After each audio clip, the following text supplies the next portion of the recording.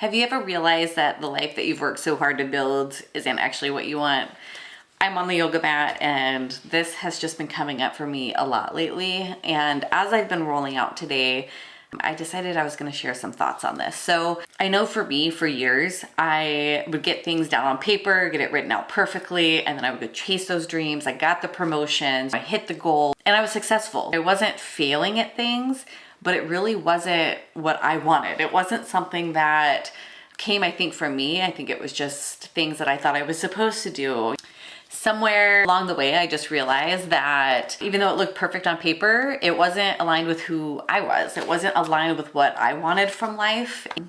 I really had to change the way that I was looking at things. It was less about this one perfect career and this one identity of who I was gonna become, this version of myself. I had to let all of that go, and I am transitioning into this space of curiosity. I'm trying to view life much more as discovery than certainty. I'm trying things on, I'm seeing what fits, but I think what matters the most is I'm starting to pay attention. I started leaning into those curiosities because I wanted to see if those versions of myself were there all along and they just kind of got covered up.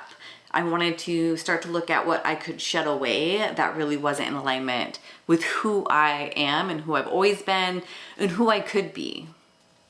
When you're in survival mode, you really do not have the breathing room to lean into curiosities. And now that I have gotten out of survival mode, I've done the work on my nervous system because I'm moving my body. I'm putting that energy in really good spaces. I'm going to therapy. I'm doing the work, doing the journaling.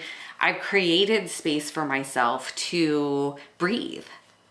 What I have learned is that you discover yourself through action, through getting out, asking the questions, seeing what fits, trying things on.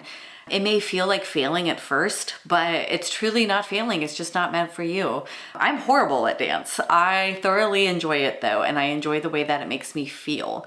And so I'm going to continue to show up for that because for me, it brings me joy. It brings me happiness. I may not be the greatest, but it's not about being great. It's about enjoying the journey. It's about enjoying the process. And that's what I'm doing. I'm showing up as her, not pretending to be her, but being the version of myself that I want to exist. The version that doesn't sit on her bed doom scrolling, but she instead gives her body some attention because it's a little tight, who pays attention, who slows things down, be it in the kitchen, be it with the kids, be it at kickboxing, dance, reading, writing, creating, just paying attention to the things that I want to fill up my time.